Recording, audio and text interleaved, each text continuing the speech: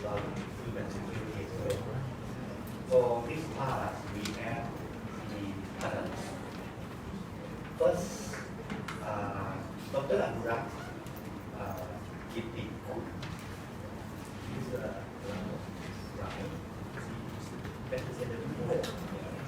he worked at the Mekong River Commission Secretary.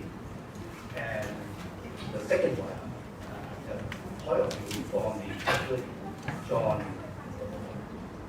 from the Australian Department of Foreign Affairs and Trade on a very interesting connected with China's Greater Mekong Sub-region relation.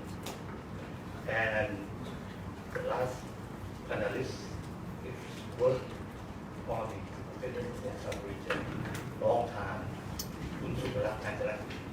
From the nation group. He is a reporter, now very senior reporter. So we will spend 12 minutes each and we meet people from the floor. So take presentation and open the floor. Thank you. First.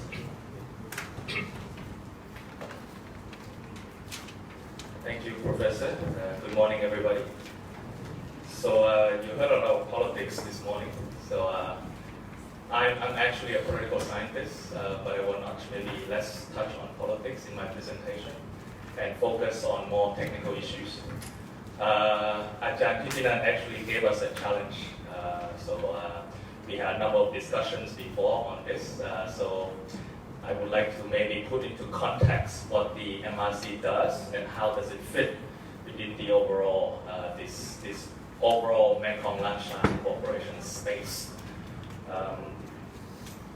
So, if for those of you who may not be as familiar with the MRC, we were created in 1995 by a treaty called Mekong Agreement.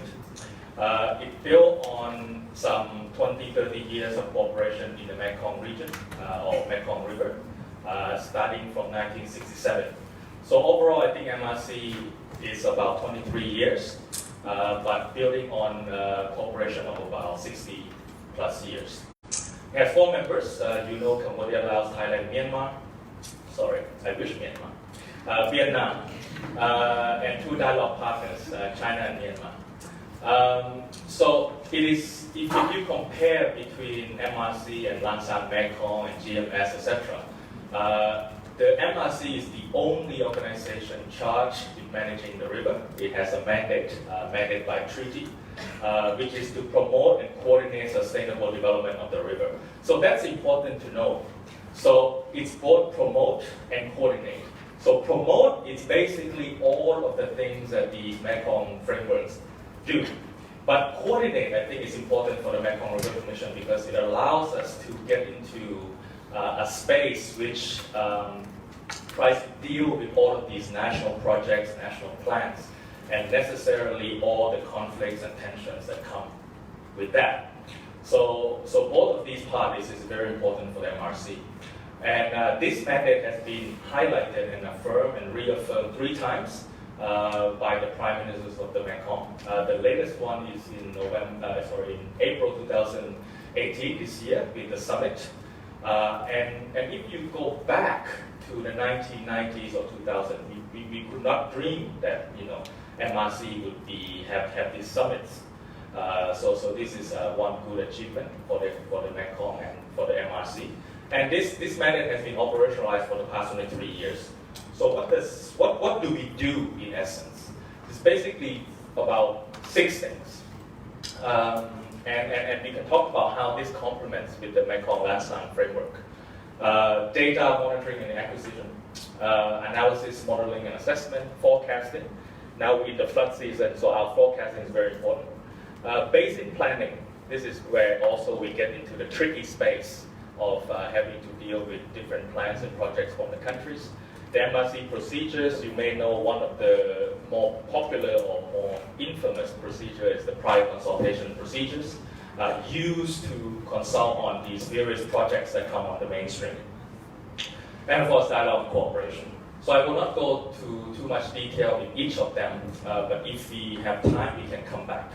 So we have these basin-wide strategies. I think we are the only one in the Mekong Basin that have these strategies, starting from the basin development strategy to hydropower strategy, flood, climate change, etc. So as you know, why are these important? Because each of the countries have their own national plans, right?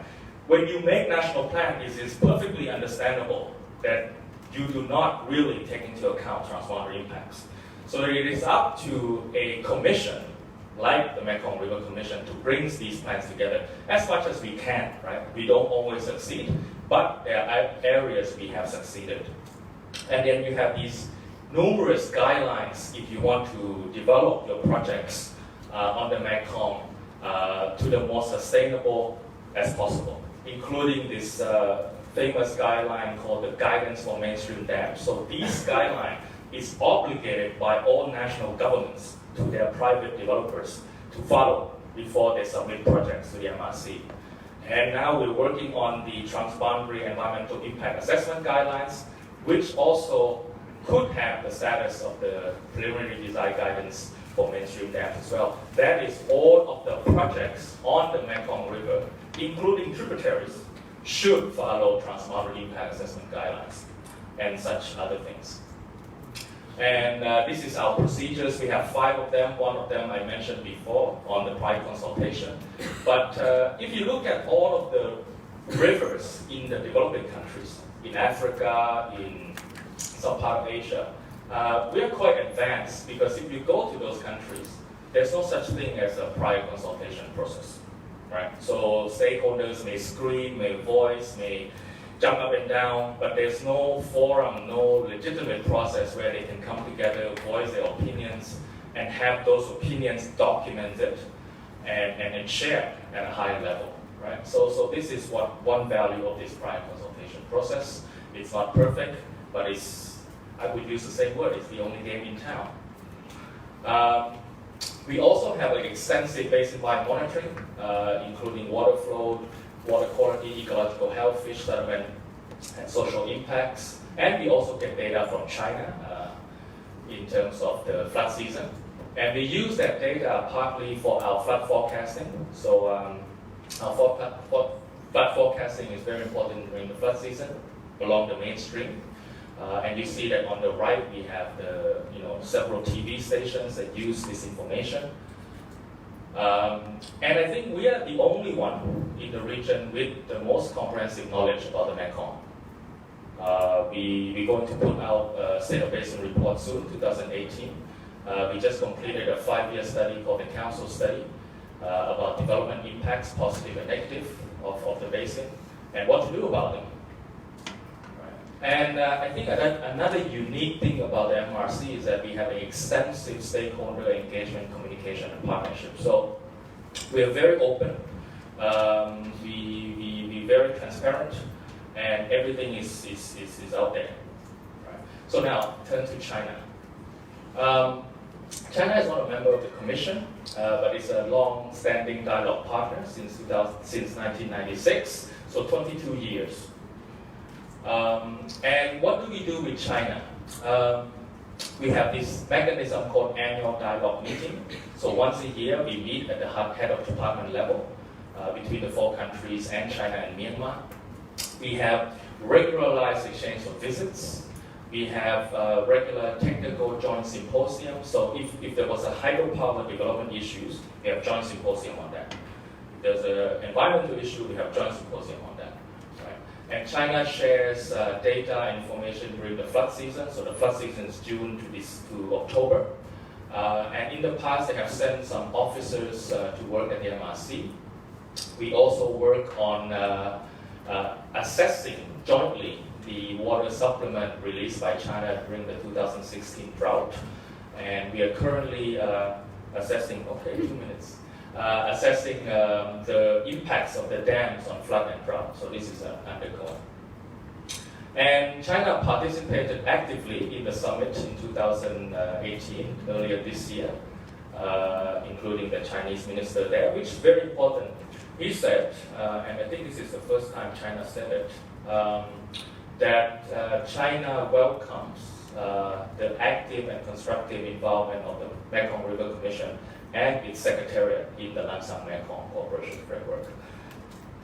And since then, more and more, I think we are invited to China to have regular meetings, regular workshops, and the upcoming Lansang Mekong Water Resource Cooperation Forum in November, we are invited to that, and we will be going. And in turn, MRC will be inviting China to a lot of technical workshops as well.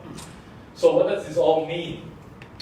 This is my third point and concluding remark. So MRC within the water management space, I think, is the only game in town. There's nothing better.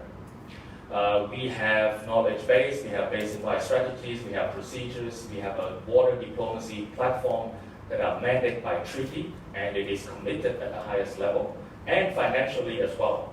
So by 2030, the Mekong countries have signed that they will contribute 100% of MRC financing, and that amounts to about 10 million a year. It's peanut for, compared to Mekong Lansang, but for water management on the mainstream, it is significant. Other frameworks are programs, projects, and win-win approach. So this is very good, win-win. But we do both win-win and also we deal with conflicts. And another important thing is that the members of the MRC Joint Committee, this is our management body, also sits on the Lansang Mekong Joint Working Group on Water Resource. So some informal and formal information are shared there. And we are now working with the Lansang Mekong Water Resource Cooperation Center on this joint assessment of the cascade of dams. And we're hoping to sign a formal partnership in the future. So thank you very much.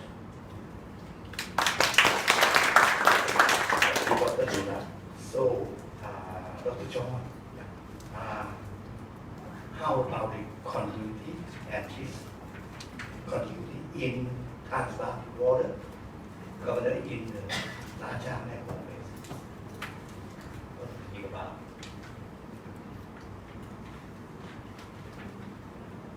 Okay, good afternoon or morning or whatever it is, everybody. So thanks very much to Chula and CSDS and Carl and all for putting this on. And of course, thanks all to those who contributed in the first session. To me, the first session was a really good example of what universities should and do provide, a place for this sort of conversation. And third, special welcome to the guests, journalists from China and other places who have come together and I presume are having a few days together as they think about these BRI and other matters. So just bear with me.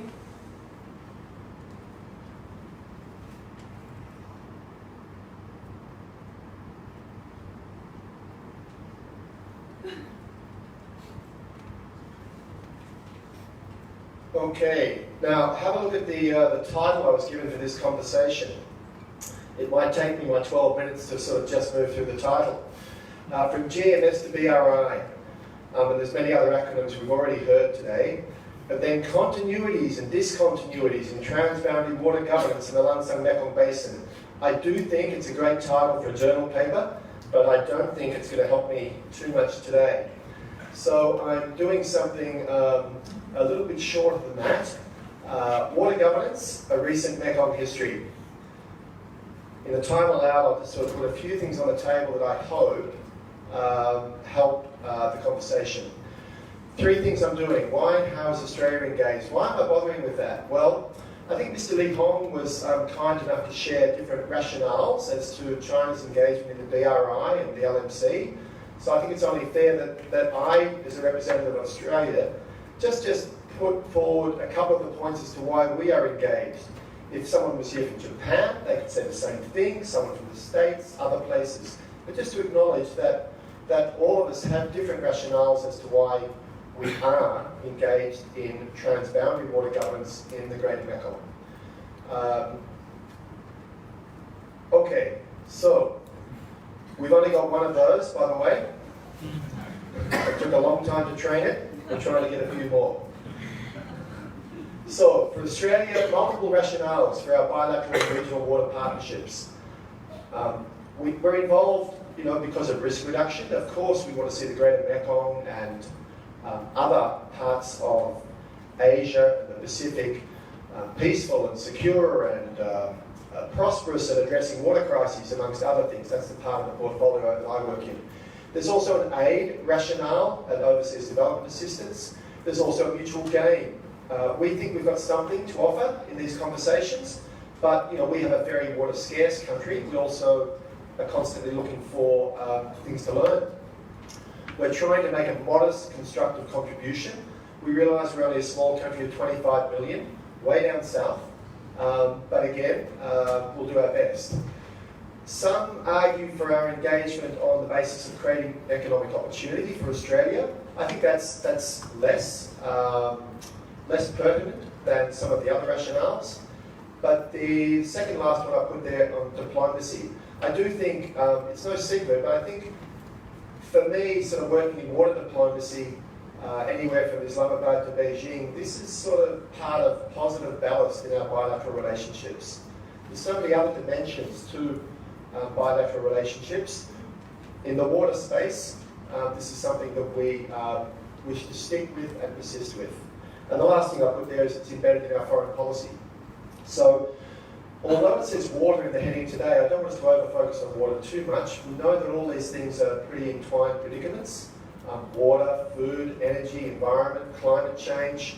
So long story short, but I'm just sharing with you, it's a public document, that of course we know that it's in Australia's interest to partner with governments and other organisations across the Indo-Pacific to address what in this particular document we refer to as disruptors.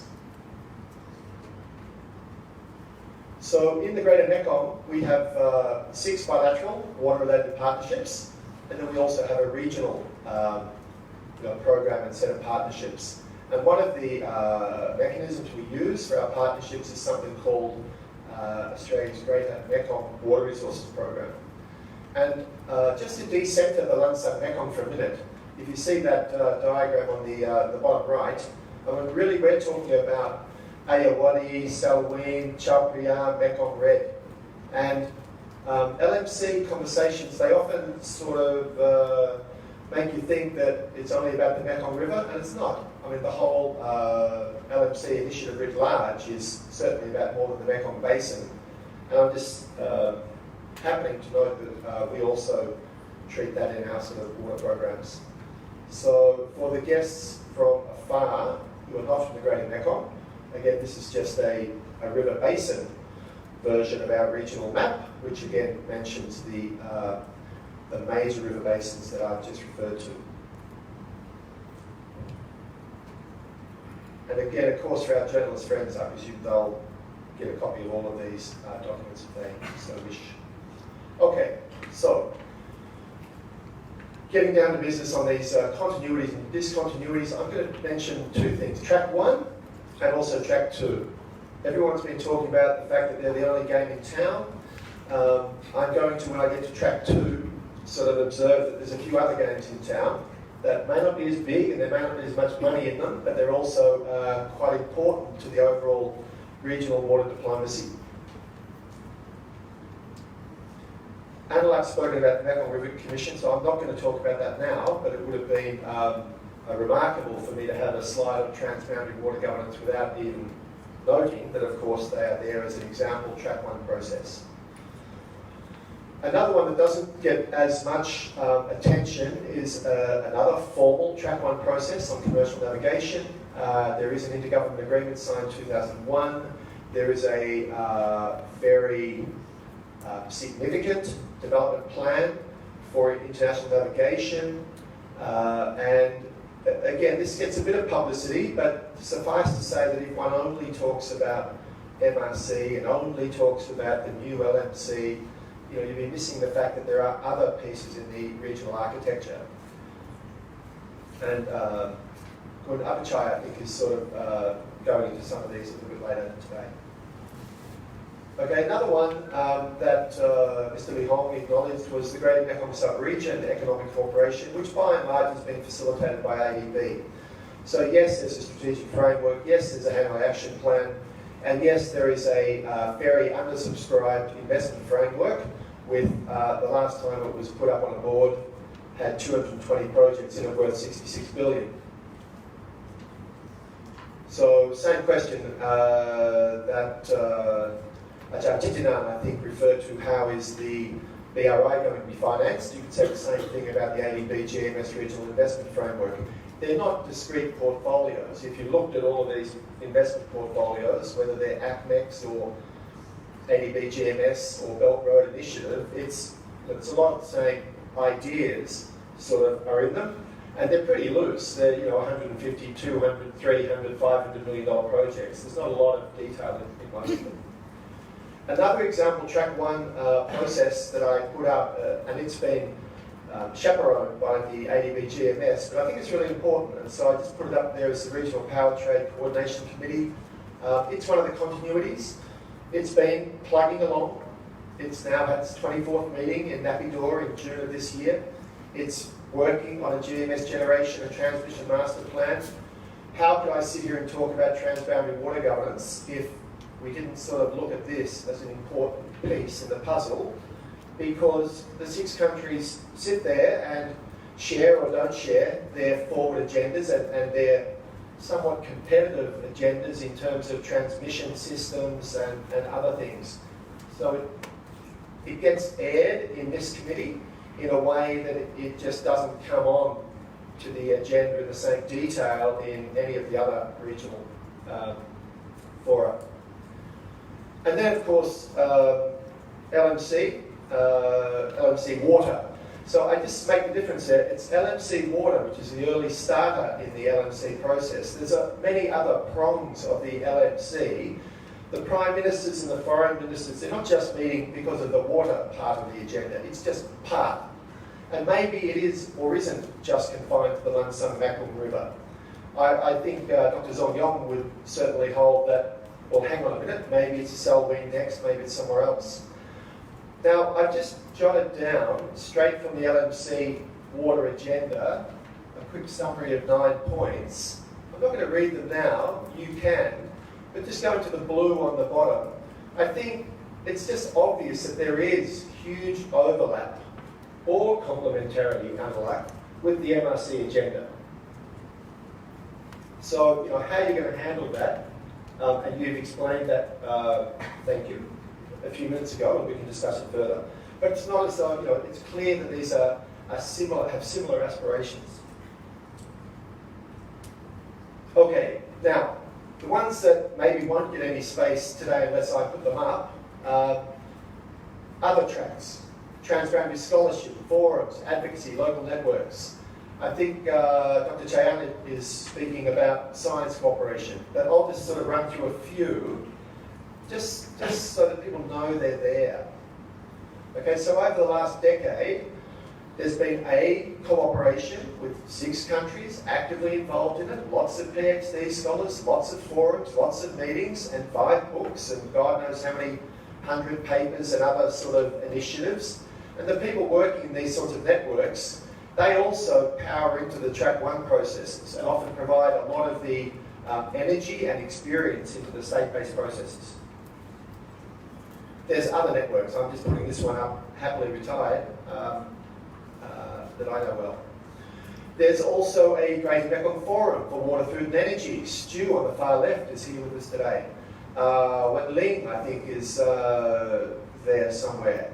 But this is a process that's been going in different ways since 2007, but really under the title of Greater Mekong Forum Water, Food, Energy since 2011.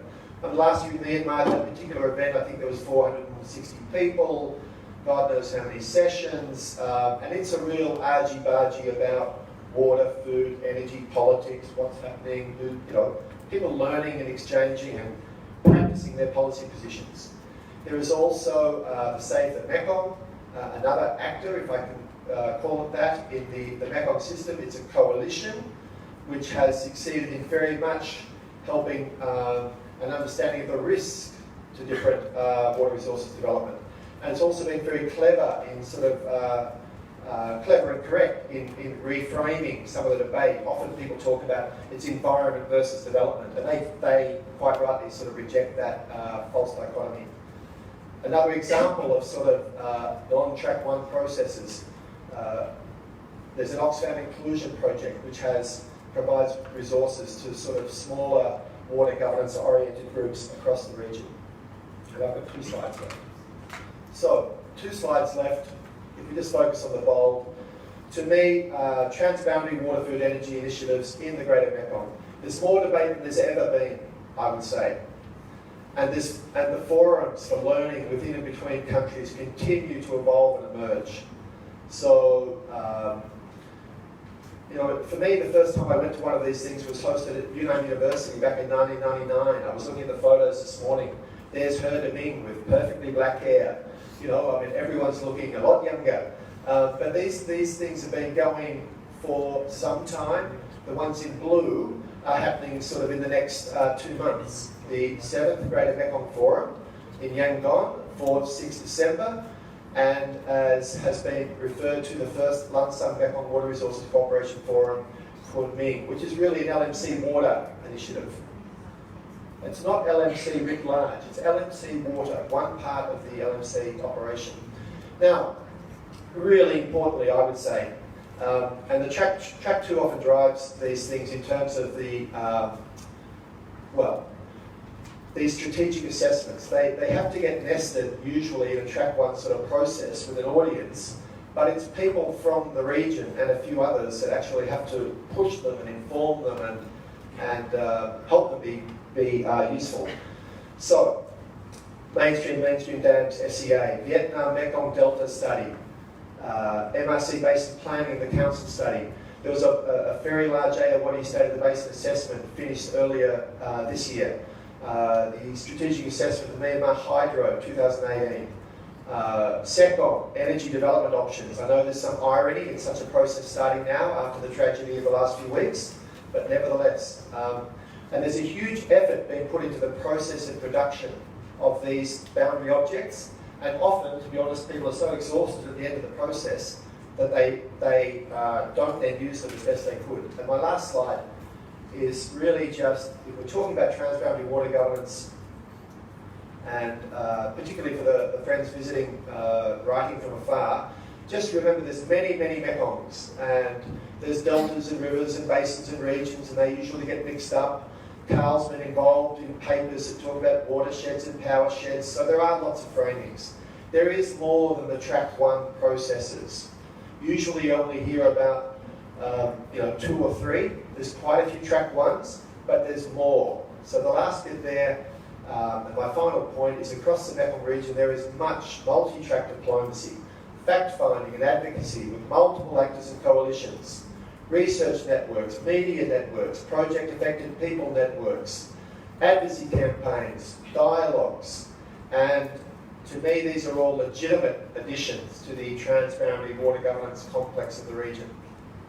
Sometimes often criticised, sometimes invited in, sometimes shut out, but they're an important part of the contestation and informing of transboundary water governance in the Mekong. Thanks. Done. Thank you very much. So, Subrata, what is the implication of the disasters we saw in the Mekong River in the culinary issue? Thank you, Jack. Good morning. What I want to share today is the experience from the Sapien Dam disaster rather than the other issue in the Mekong, because there are a lot of things that happened in the Mekong River from China up to Vietnam. I try to deliver a message for conversation with people here, so I did not prepare any PowerPoint. I want to be real discussion and real dialogue with you and with other panelists. This year is, I think, it's golden year for talking about the Mekong. If we follow the news and reportings at the beginning of the year, we have the LMC summit Phnom Penh. Later, we have GMS Summit in Hanoi. Later, we have FRC Summit in Seoul. And the last one, Ethnic Summit in Thailand in June in February. None of them speak about the real things that happen in the Mekong River. All of them speak about the infrastructure development. All of them speak about the economic development. But none of them speak about safety and environment damage in the Mekong River. Many of them try to say, but not directly, but just I say broad framework on the terms of like technical issues, technical corporations, science and technical cooperation, something like that. But this is when this disaster happened in July 23rd, that the Sapien Dam disaster that hit 113 village in Patapu, and at least more than 30 people died. More than 100 still missing. Maybe our friend from Laos will be update you in the afternoon. It's really curious that why is it missing? It's missing really long time, since maybe a few months already.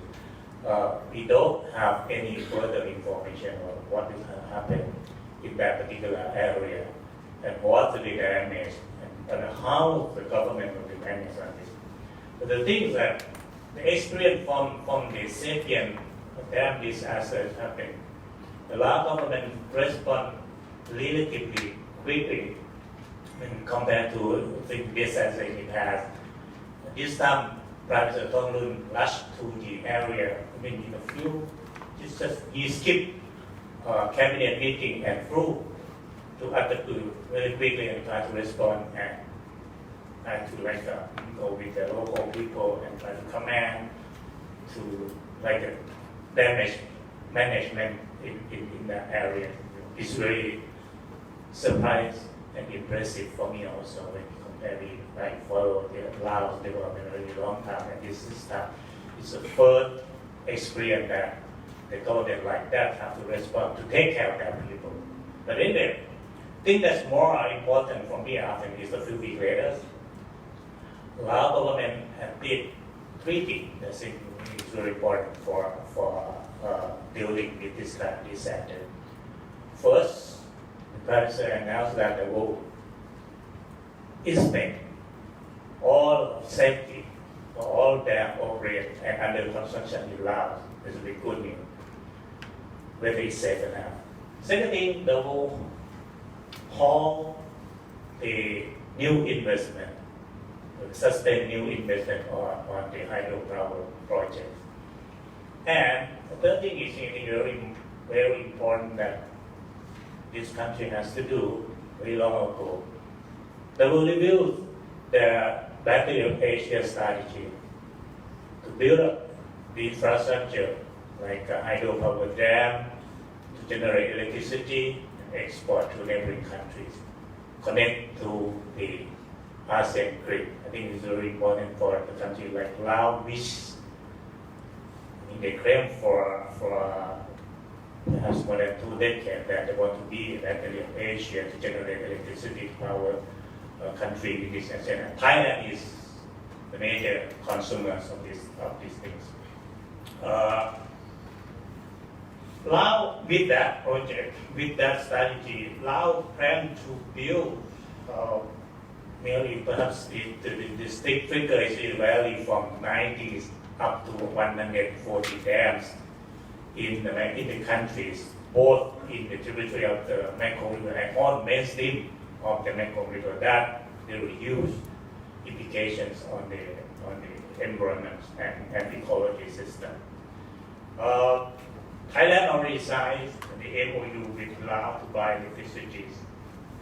The MOU already trying to put 9,000 megawatts into Thai system by 2036. And today they will supply only 5,400 to Thailand, and the supply becoming more The tiny country like Laos now is operate 53 dams that's reducing and more in the pipeline is still like this. One thing that our government has to consider is that perhaps the electricity in this region is already oversupplied. Thailand want to buy a lot more from Laos, but in our system also the oversupply. We project the growth of the electricity maybe something like depend on the economic growth, average 5% a year, but in fact our economy never go 5% average a year. Sometimes it crash, sometimes it contracts, but the electricity demand projection will go up like this all the time. So the thing like this unrealistic strategy that we're trying to generate electricity and try to convert the natural environments like a river, mountain to be the energy to serve countries like Thailand. I think this plan is not realistic enough for Laos to make the consideration. My key message is that it's time for the government in Vientiane to seriously consider that this is not the right direction to just like convert their environment resource and generate electricity for the country which is that already oversupplied. The idea to have the ASEAN grid, like using Laos and using Thai transmission, send the electricity up to Malaysia and Singapore, perhaps is not so realistic either. You cannot, okay, but in theory you can send the electricity through that line up to Singapore or even elsewhere. But in reality, you have to boost the energy storage and you need a lot of investment as well. And investment in that hydropower project is not cheap in reality. It's very expensive. Taken to the fact that you have to damage your environment, and when this after happens, it does kind of like a Sabian dam.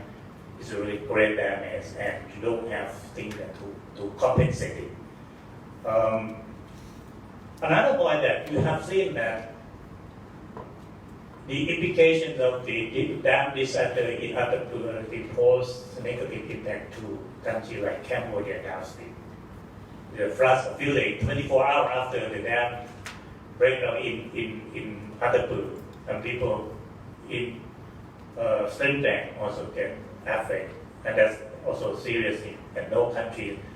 I think this is some few report in the media. There is no further information whether that country there and how the government in Phnom Penh respond on that, and importantly, how the government in Vientiane takes responsibility for the thing that happened in Cambodia. I think this is a really important point for the water government in this region as well. I think we need to talk seriously about the role of the MRC in the sense that, okay, like Kunarak always said that MRC is not a supra-government organization, it's inter-government organization, so it cannot govern the Lao authorities, govern Cambodia and all other members. So it's something like try to be coordinated.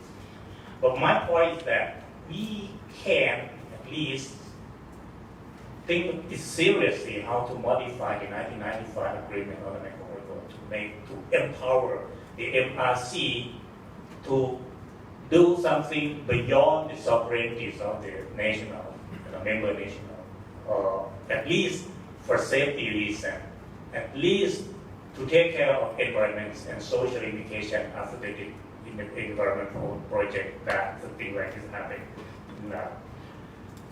Another thing that we need MRC also to modify is operation to have some kind like a quick response. After disaster, natural disaster happen, not only flood, not only like dams, and it always happens. So we prefer that the MRC have some kind like a unit for rapid response. And broke, I think countries really quick response in China. China sent a lot of the rescue team. Far after from China is Thailand. I saw a lot of the rescue team from Ubon Ratchathani waiting in the Pakse and Chongmeng checkpoint, waiting for permission from Vientiane to get into to help the people. But it's really ridiculous that we need to get permission to help the people that are going to die. And I think we need some organization that will be quicker than that. And we think that. The third message, I think that we need also to talk about the lack of preventive measure. The prior consultation process that MRC often has, I wonder if it covers things beyond the mainstream river. I wonder if it can cover things that happen inside the territories. Now the MRC has many dams on the mainstream, and prior consultation process is also took place for many projects. And some projects can get good results, something like Sayaburi. The Lao government decided to modify the design that is for environment safe or friendly project. But I think a lot of dams does happen, and investor is mostly are perhaps Chinese that we need to cover as well. I think the MRC has to think about it seriously. That process can be modified a bit and to cover all the things. Last thing that I think we will have to talk seriously rather than just talk more like to have China and Myanmar to be a full member of the MRC. I mean, we have discussed things for that 2 decades already that call from local people or even the members of the MRC to call that we don't have the full membership of country in the Mekong River rather than only just 4 countries in the lower Mekong. But of course that we have is a cooperation, exchange of information. I know information that is every year to control flood and drought. That's fine. Sometimes it's good news that MRC also set up the secretariats and other secretariats, and they have also the environment unit that will cooperate with the MRC. That's good news. But it's not enough. We need also that the policy maker level, that we need Prime Minister from China, Myanmar President, and the heads of government in the local government sit together and talk about safety in the Mekong River. And start of how we deal with to take care of the river, the whole river, not only one that portion. Look what they said, what they call about this river. China call it Lansa. This is my river. And in the lower part they call it Mekong. And the end of it is Kuro. So the name is different. We don't actually we are in the same river, but in the same name. So in the same name sense the river is a discord of the language also say you everything that things that happen. We need to sit together and at the policy level, at the political level, that we have to really discuss the things rather than just sitting together and just say, okay, we want to build a dam, we want to build a railroad, we want to build a bridge for the river. That's also we need to do, but in the implication of that project, also the implication of the people, they kill people, that we know that. They damage the people, we know that. So I think leaders in this country needs to see together seriously. Thank you. Thank you very much. Let me brief very briefly on what the presenter present. First is maybe Kunal present about problems, success or not we can discuss. And our friend from Australia present on cooperation a lot on the Pact 1, Pact 2, and there are many things to discuss as well. And the last presenter point out the reality of the Mekong River about safety for everyone. So the floor open.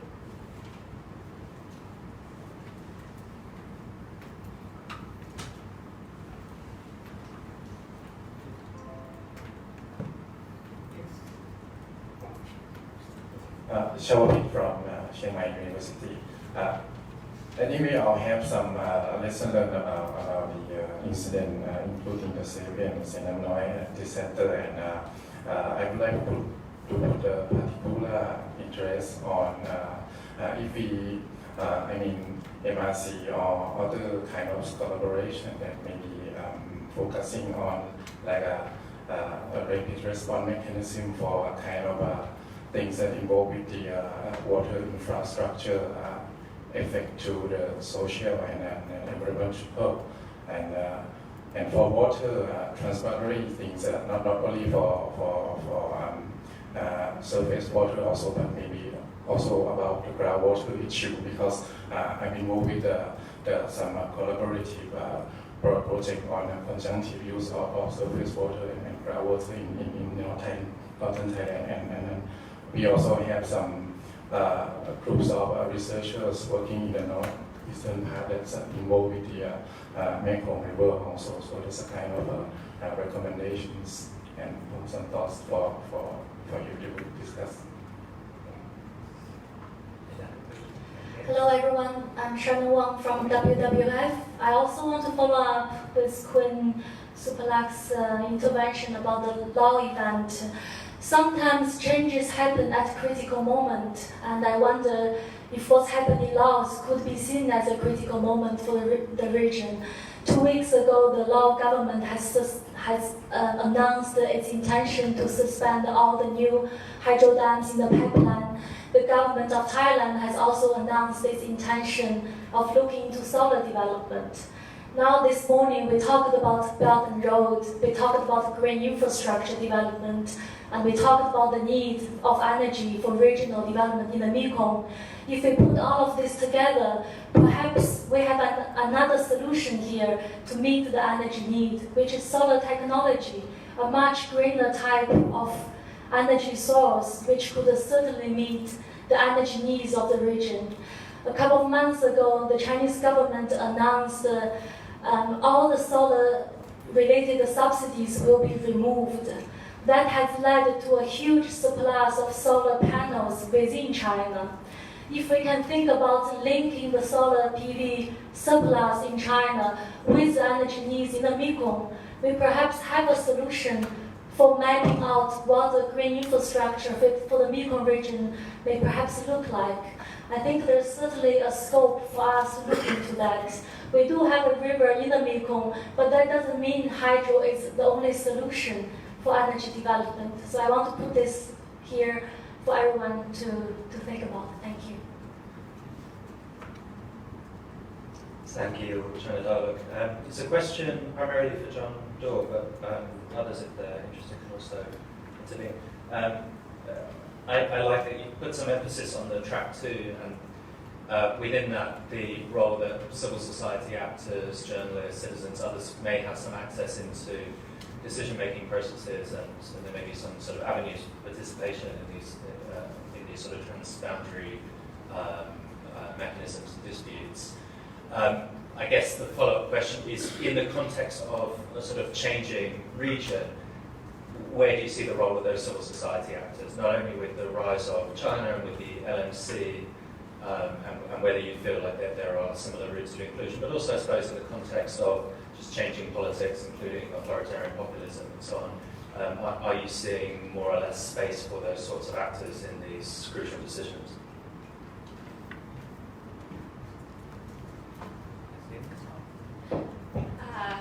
Hi, I'm Tanya Roberts-Davis with a researcher with Mekong Watch, and I have a couple of questions also related to the Sapiens in Hanoi situation that could be rhetorical but also are serious questions, in the sense that in the Sekong area, there's multiple different and it's an example of all the different river basins there, but there are multiple different private sector actors that are building all the dams, building mining, and none of them are communicating with one another.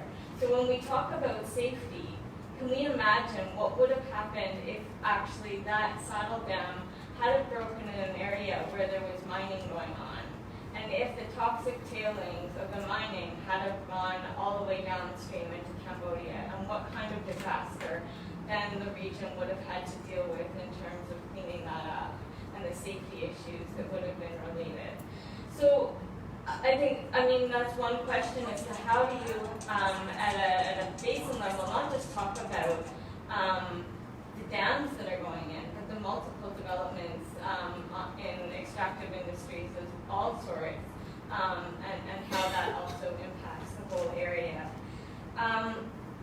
And so then, I guess then also becomes the question is, yes, the Lao government has said they will suspend all further dams, but at the same time, then we talk about all these frameworks that are currently, whether you talk about the GMS framework or others, that currently rely on the Lao basis of it being a battery of Asia and all the dams that are already relied upon. So how to put a stop to that and have a complete rethink means rethinking all of these different structures. And it's also a question of all the technical advice that has been provided by the World Bank, by the ADB, by all sorts of other institutions that play into this.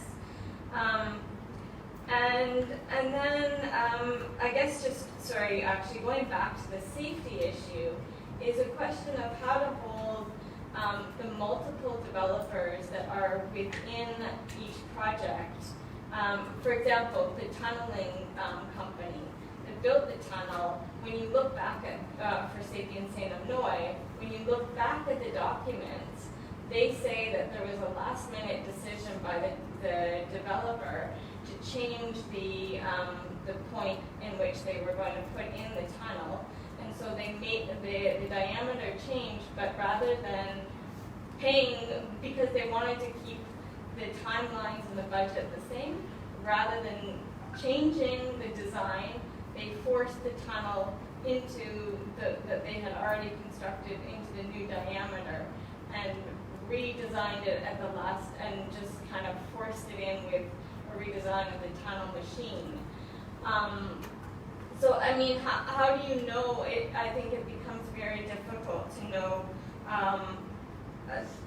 how to hold all the different actors within each of these projects also accountable for making decisions, and yeah, in the end, how do people actually get reparations?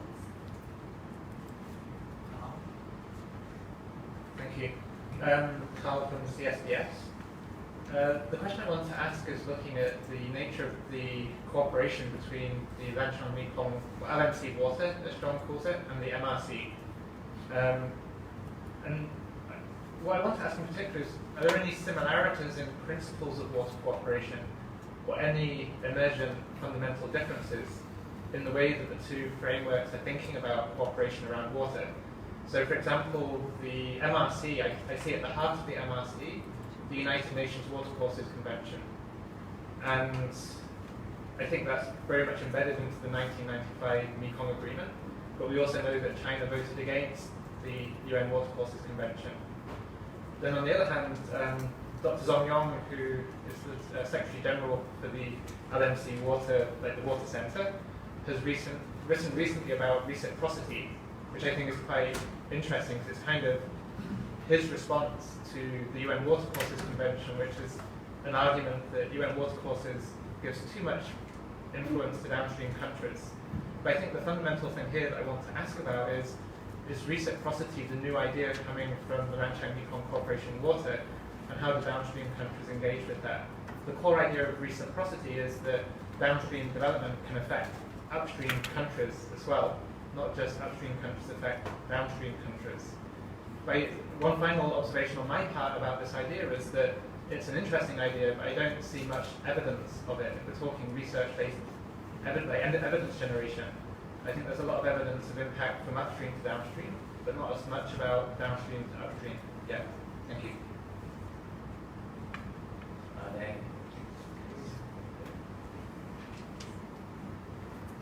Yes, Stu Mata with WLE. And this question is mostly directed at Ottawa.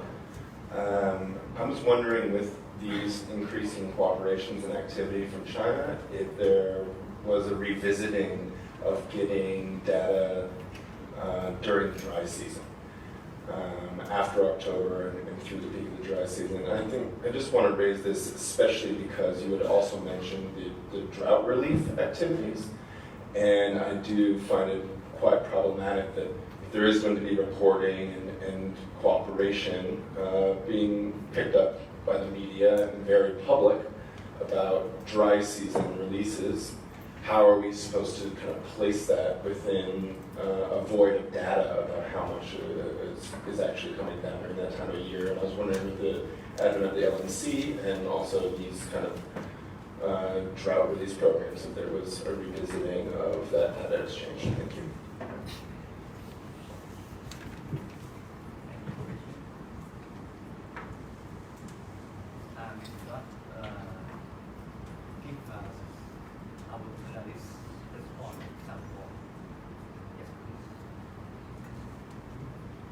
Yeah, thank you very much for easy questions. But by the way, I want to say that I think the intervention from Kun Supala and John are very constructive, and I do not disagree at all with what you're saying. I even can agree on a lot of the points you're saying in terms of strengthening the role of the MRC in the Mekong Agreement, etc. But I think if you have to look at the history of of development a little bit, and also river basin management in Europe, in the United States, in Australia, and compare that to Africa, Asia, etc. I think the strengthening of institutions usually evolve after certain levels of development. So that's a historical fact. But I think with hindsight, we can do a bit better, and I think we are doing a bit better in terms of the Mekong, trying to strengthening our institutional frameworks, our procedures, and also to go a little bit beyond sovereignty. But I think you cannot go completely beyond sovereignty. Just look at the European Union. There's a pushback in that event. But I can agree that we need to strengthen the role of the MRC, etc., etc.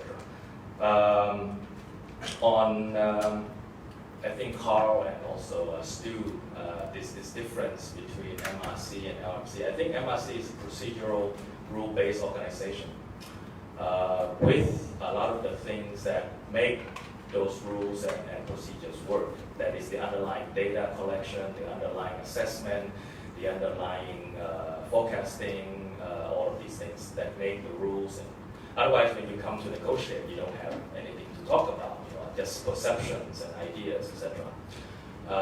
We try to also do win-win projects, but I think that's not our primary goal, although in the 1995 agreement we do talk about a BDP, that is the Basin Development Plan, which is basically a plan to have projects beyond national boundaries, to have real joint projects, real joint investment projects. That can address multiple purposes like flood and drought, like navigation, like hydropower, electricity, etc. But I think we're still working on that. And I think MLC, I say Mekong last time because we're in Mekong, is more towards, yes, infrastructure development, joint projects, but I think from the latest action coming out from the joint working group on water resources, that they're now trying to develop their 5-year action plan. And this action plan, like John was saying, has a lot of things that MRC is doing, at least in terms of data sharing, capacity building, although we do less capacity building now. But China is picking up on capacity building, which is good, because MRC is phasing out from capacity building. A lot of technical workshops, a lot of information sharing, but so far I haven't seen much, or maybe it's the intention, not to try to develop procedures or try to develop strategies, try to develop a master plan and all of these things, which is really the area of MRC. And I think, and I completely agree that in in one day or another that we should have an organization that take care of the river with 6 member countries. Whether that's MRC, whether that's LMC, I really don't give a hoot.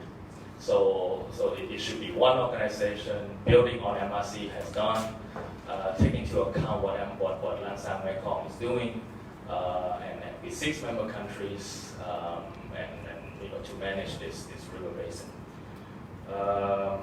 Downstream, upstream. This is a paper. If you don't know, this is a paper by Dr. Zhong Yong and Professor David Gray and etc. He's talking about impact does not always travel from upstream to downstream. Impact travels from downstream to upstream as well. And they understood that some of the biases of international agreements is that it tends to support downstream countries against upstream countries. But you have a situation, say, in the Nile, for example, or in the Mekong sometimes, that downstream countries, prevents through various measures upstream country from using the water. That's also impact, right? That's also impact. China, I think, is trying to understand that and all of this. Did I answer all the questions? Thank you very much. Thank you. I pick up some few questions and some few points on the energy. I think the figure really prove that we are oversupply of the energy in this, particularly in Thailand. We project 40,000 megawatts, but we use only half of that. Exactly. We want to buy with the MOU that we signed with Laos. We want to buy 9,000 megawatts within 2033. We are now have only 2,000 from Laos, so that's forced Laos to build more dams in the country, which is, I think, impossible to meet that demand. That project, I think it's solo demand. It's not a real demand that will be helping these countries. Not to mention other countries neighboring Laos, like Vietnam, Cambodia, or they sometimes try to connect easily with Malaysia and use a Thailand trip to make Malaysia. I think it's not a real thing that Malaysia wants to consume to meet their demand of Malaysia. I think we have to sit together and talk seriously, scientifically, that the demand is really happens, or if demand is a pseudo demand or the real demand. The projection is really correct, it's not correct. The thing that we are talking, connect to the Lao government of Thailand has announced recently that they want to review the Battle of Asia strategy. Well, I really don't believe 100% that Laos will dramatically change their strategies. They mostly because it really depend on the pipeline that the Mekong River, not the Mekong River, tributary of the Mekong River will be utilized as the source of development. I didn't see many plans by Laos to use the other source of energy, like the solar cell, as you mentioned. That's in that strategy. Solar cell alternative, the source of the energy is still like alternative. They still never become a mainstream or even substitute thing that will happen in the master plan.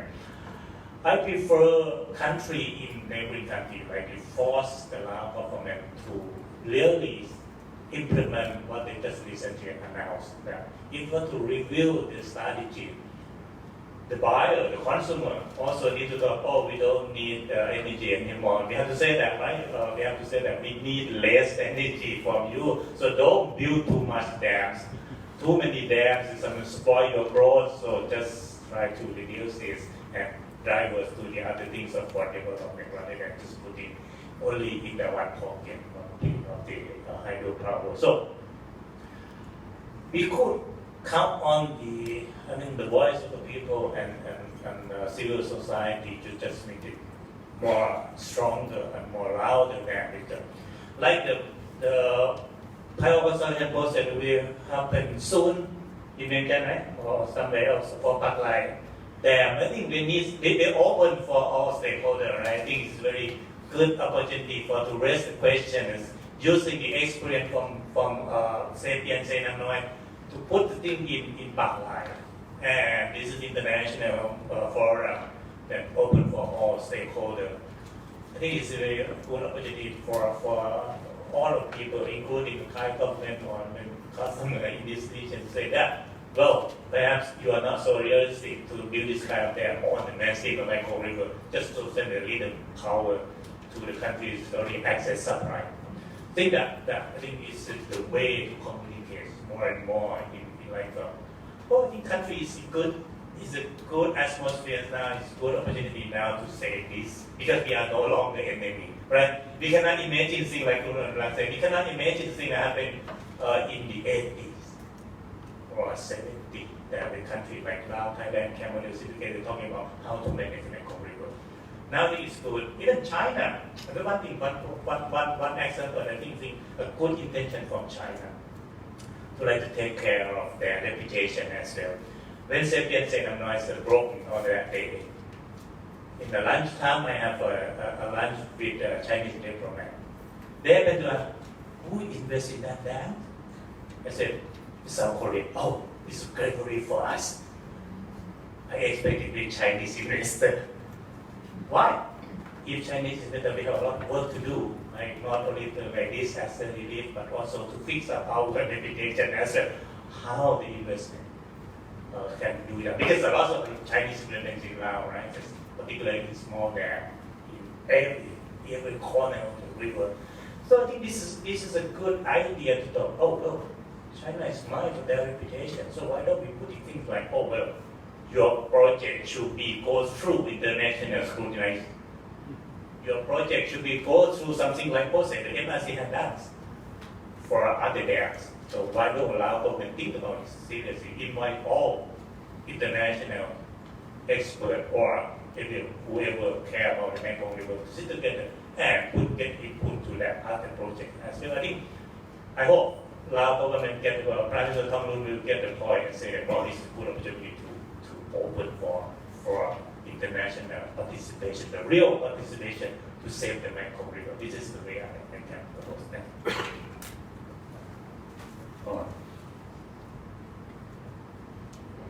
Yeah, okay, thanks. Just a couple of quick points before it goes back to the floor. I think that, maybe I'll quickly start with Carl on that reciprocity paper. I actually think it's a really weak idea to translate that to the Mekong. I think it is born out of more Nile thinking, and what Ethiopia is doing now in the Nile doesn't in any way sort of match the Greater Mekong context. So I'm surprised that that paper gets invoked a lot. But anyway, I'm not surprised that you raise it as an important issue. But leaving aside the argument of that, there is a call and an inculcation of reciprocity, and I think that's important. And I think the way it's being interpreted from LMC Water is, look, we're going to start this particular water resources working group, and we're going to have this conversation between the 6 countries, and you want to talk to us, that's fine, but we're going to sort of, co-set the table, if you like, rather than joining another table. So I think reciprocity has a lot of benefits if it leads to a higher quality conversation between the 6. And I agree with you, Anna, let's see what happens in terms of the future. But it is obvious that there is overlapping aspirations of mandates and things. But perhaps on other matters, just really quickly, Tanya raised a lot of very important points, but I actually don't think that LMC or GMS, ADB, or the Regional Power Trading Coordination Committee, or the MRC, I don't think any of them are dependent upon a continuation of sort of hydropower expansion. It's the one and only sort of primary sort of energy boost. I think they all have lots of things to do, with or without a huge explosion of sort of hydropower industry. Shannon sort of mentioned the shock. I think the opportunity of shocks. I think it really is a big shock to the government of Nile. I think that's undoubted. But what happens next? Let's see. So there is, but it's also a shock to investors. It's also a shock to the construction industry. But it's also does really open a moment of opportunity for Thai NGOs, other sort of energy activists who've got other plans ready to roll. You know, there's good work done by Stimson, we'll be hearing about, good work done by WWF with alternative energy possibilities, and a tragedy in Laos and another tragedy in Myanmar, so quickly thereafter. Let's see what the impact is. In terms of how the government of Laos reacts, there was the earlier downbreak, and so all small projects were supposed to stop then. But the problem is they just didn't stop. There was so much financial momentum behind them that I think it really showed that what state says and what state can do are often, you know, different things. So, and then my last point is that, again, using the Lao example, there's a committee of investigation to the collapse. And there's a committee of investigation as to whether or not there's been any sort of corruptions or what have you in the hydro industry writ large. And then there's a committee about, well, what should the hydro industry, well, what should Lao do going forward? And I think it'll be really interesting as to whether or not that last one only gets captured by hydro interests or whether or not other energy perspectives and other economic development perspectives can sort of find their way into that conversation. Because I just came back from Stockholm yesterday and I met some reps of the European hydro industry there who were already sort of trying to just talk up hydro and see how they could put this XPXN sort of mess to rest, you know, so they could sort of look at hydro keeps rolling. So that's enough from me for now. And I think we'll no doubt there'll be more questions. We have more time to rest. John, I had a question. Civil Yes. society closing spaces. Yeah, that's a tough one. It's also a tough one when I'm staring at this camera and not knowing where that's going. You know, I mean, the reality is that the progress in transparency and accountability and more informed water governance over the last 20 years, which I think there has been catalysed by inquiring and curious and sometimes oppositional and sometimes absolutely walking in step with government, but there's been a lot of energy and intellect from non-state actors which has helped things along. And we're now in a situation where different states in the Greater Mekong are in a very different, changes all the time. And at the moment, some countries there's a vast contraction in critical space. Other places there's still an opportunity to sort of speak up and say something. I remember being in sometimes academics, and I made that joke about a journal paper earlier. I saw a journal paper come out once, and it was about 4 years after the fact, and it was talking about Thailand and Malaysia and how one of them was a great democracy and the other one wasn't. And in the time that the author took to sort of write things had sort of flipped around. So I think we all well know the challenges of operating as a civil society, particularly as an activist, in Greater Mekong countries, and it's getting harder, not easier.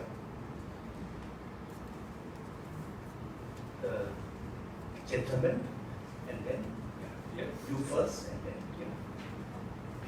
Thank you, Li Hong, from Chinese MC in Bangkok.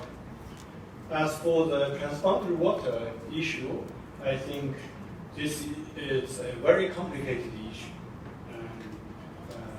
It raises a lot of interest and as well as legal issues. Of course, the best solution is through international convention to solve this issue. But I think there is no way to fully address the concerns of all the countries, from the upstream or downstream. And that's the problem which ICW, International Convention on Water, now faces the problem. I think in our region, we have been taking a very constructive approach. And as for the Mekong countries, you have established MRC, but for the upstream country, China and Myanmar, has joined the dialogue very constructively. And we have the tradition of through dialogue and consultation to address the concern. We have this mechanism to express to address the interests of the countries from different parts. I think this is a very good mechanism. And now, talking about the function of LMC and Lansang Mekong Water Resources Center and the MRC's different role. I think our colleague from Mekong River Commission have mentioned that, for example, in the capacity building, you are facing out, where China is doing more. And so these mechanisms could be complementary to each other. And also we have your attention to China has also established an environment center on Lansang Mekong. That's also dealing not only the environment in the land, but also in relation to the water quality, to how to protect the water, the water of Mekong. So there's a lot of mechanisms here in this region. This region is based on the consultation, cooperation, and we seeking for win-win solution. This is the only way. Quarreling cannot solve the problem, and pointing finger cannot solve the problem. So I think, based on such mechanisms, I am confident we will making progress in have a good governance on this water, cross-boundary water management. Thank you. Please. Chayut, member of Thai National Mekong Committee. Perhaps I raise this issue to Anurag and also John maybe add a little bit, because John, you are talking about the multi-track diplomacy, and Anurag, you mentioned that MRC is facing out regarding the issue on the capacity building of those kind of things, because I just got back from the JC meeting. I think MRC is still talking about the issue of the so-called track 1.5, which try to impart certain knowledge and discussion through the semi-formal discussion, not the formal one. So I just wonder when you say that the MRC are backing out from that one, but the issue is that we try to transfer the responsibility to member countries, not the commission itself who conduct the knowledge imparting process. Perhaps maybe you can enlighten a little bit on your view on that. And to John, I think to talk about multi-track, I think for me personally, it's easy to say, but to implement it, who initiate that multi-track, because if we start from the government side, for example, from TNC, from the National Mekong Committee, whatever we start, it becomes track one. It's difficult for the government to talk about the other track, because we represent the country in the meeting all the time. You cannot remove the flag from the podium when you discuss. So when you talk about multi-track, maybe I don't know.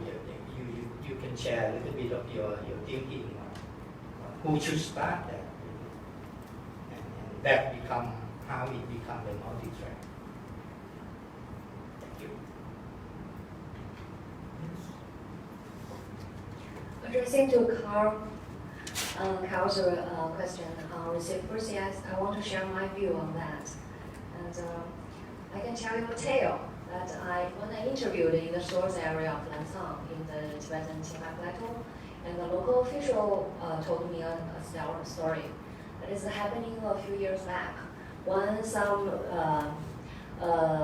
government officials or visitors from the lower stream of Mekong visited the source area of Lancang. They scolded because by then there were a lot of garbage along the river banks. You know, it's a far-flung plateau region, so it's hard to do the recycling of garbage, all those plastic bottles. And then they scolded the local officials, the Tibetan officials, said, you guys do not do good work. You see, this is garbage, and this will pollute the water. And then our, the downstream Mekong water would be polluted. And then the local official responded immediately. We will spend a lot of money on this garbage collection and recycling. We don't have that finance yet. So why you guys do not give some contribution to this? Of course, this is a joke, but this is real happening. But now the things have changed in the source area. I mean, they have built up a garbage collection and recycling by the local government. But I want to say is, inside China we have some pilot projects along major rivers, including Yangtze, because I personally interviewed in 2012 or 2011 along the Yangtze River, and they have this province, they have this kind of compensation, ecological compensation programs along the between upper stream and lower stream. They have set up the joint fund. For example, two provinces, they have set up the joint funds, and if the upper stream can secure the water quality, let's say they have to abandon a lot of factories. I mean, they have to give up a lot of opportunities for this kind of development project. To secure the water quality at the end of the year, then the lower stream should give to have part of the fund to contribute to the upstream provinces. This kind of pilot program did happening in China, and I checked the latest news is that more such kind of pilot projects are going on inside China. But I have to say it's hard to do it, even between provinces inside the country, because this is the financial, it's hard to transfer money actually to do this. But this is what I'm thinking is the reciprocal, it's also sort of like this. The upstream, the river runs from upstream to lower stream, and all countries have the right to use the water. But the way is how to minimize the impact. When you talk about if you dam the upstream, then it's a bad impact on the lower stream. But if you protect the water quality upstream, then it's benefit the lower stream. So, but we never think about lower stream to contribute anything to the upstream if they protect the region. The water quality, right? So this is what I'm thinking about this. Okay. Are there any? Yes. Yeah, thank you very much, Ajahn Sayut. Actually, Ajahn Sayut is a key member of the Mekong River Commission. His institutional memory is longer than mine. Mine is only 6 years. His is 30 years. So I'm humbled by this answer and question.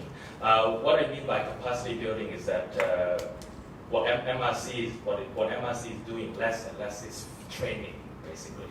So in the past, at least for the past 5-6 years that I joined MRC, especially during the program days, we have a component in each program, a whole component on capacity building. And basically those are training. So training on water resources management, training on assessing water quality, training on conflict management, so et cetera, et cetera. So what I'm saying is we phase out those trainings. We do less and less of them. But if you understand capacity building as a whole, I think we are still very much active in a sense that in conducting assessment or analysis, we still have participation from member countries, national consultants. They participate along with the secretariat staff as well as international consultants. So that's when some knowledge transfer have been going on. We're still doing a lot of exchange visits. So this is also capacity building, mutual learning as well, MRC. So, but I think more and more we're doing less and less training, because also we got comments from some development partners that if the member countries have to pay for an organization, an RBO, a River Basin Management Organization, that does mostly training, then it's a very expensive organization. So we focus now more on our core function, which is to monitor the river, to do assessment of development projects, to bring countries together to discuss about their projects, trying to ensure that impacts are minimized, benefits are optimized, and all of these things. So we dedicate more resources to those. Thank you very much. Yes.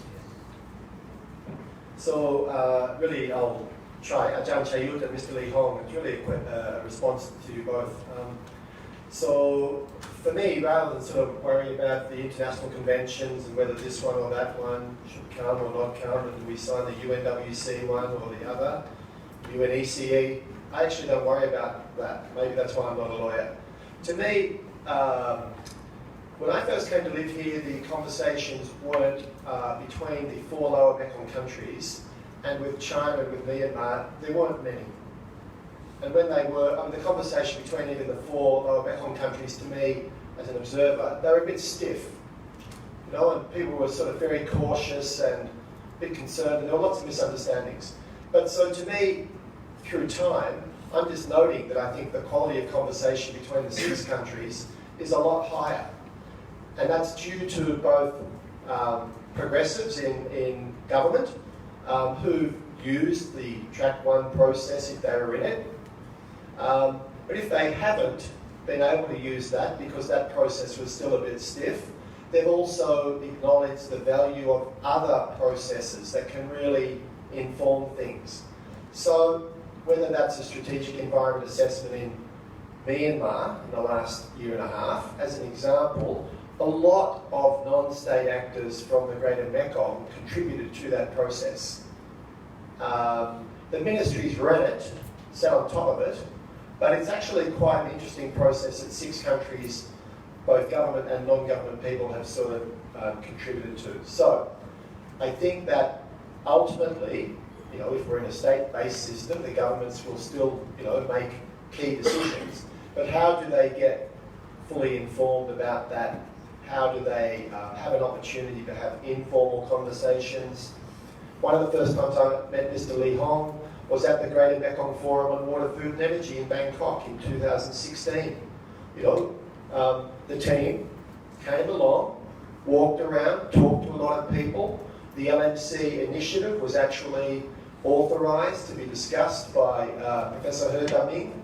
So that was a bit of a blend of state, non-state, university, other colleagues were sort of sharing information and allowing a whole big, vigorous conversation to take place, which hopefully, as a deliberative optimist, hopefully that, to me, then allows governments to make a better process. I think things are still so state and hierarchical within a whole lot of governments that expecting a TNMC or a VNMC or a department or a ministry to start some of these things, it won't happen, it can't, but hopefully people are just accepting of the fact that universities and other transboundary networks can also sometimes kick off dialogues and kick off really high quality processes that governments can look at and join in, but really learn from.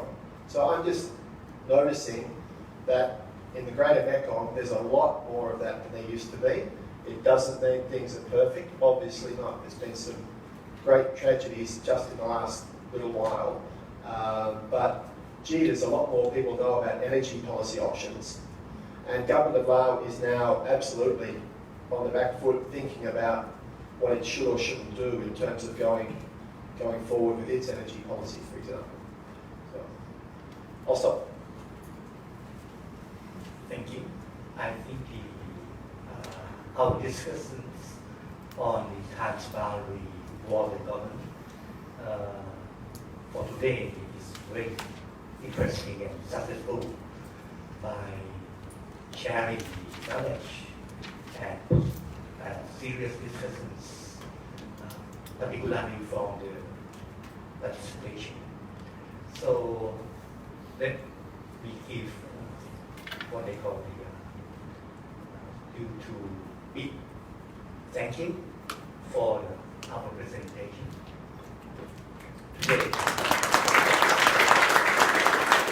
And then we will move to lunch first. Thank you.